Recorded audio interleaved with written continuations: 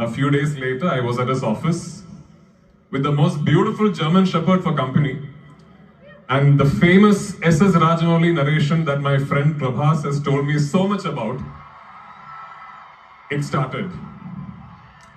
5 minutes into the narration, I was blown away.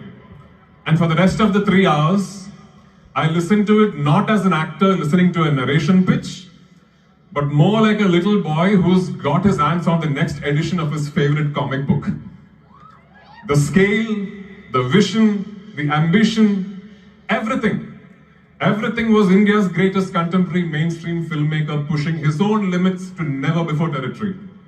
But what truly took my breath away was the audacity of the imagination. How does someone think like this? Where do you find the inspiration to picturize something like this? Remember what I told you about the first 5 minutes? You can get back to that the day this film releases. Anyway, I suppose it must be on the bucket list of pretty much every actor out there to one day feature in an S.S. Rajamouli film. But little did I know that he was going to trust me with one of the most complex, the most emotionally and physically challenging characters that he's ever thought of.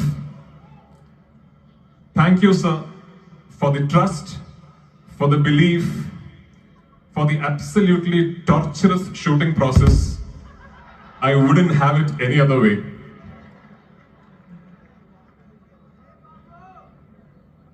Yes, Mahesh sir. If my memory serves me right, the first Telugu film I ever saw in a theatre was Pokeri.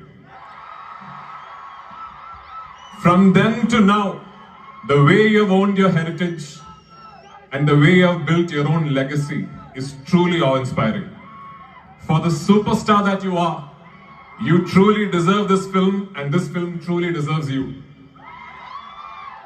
PC, always a big fan, like I've told you. Chilmil from Barfi is on my list of the greatest performances by an Indian actor ever.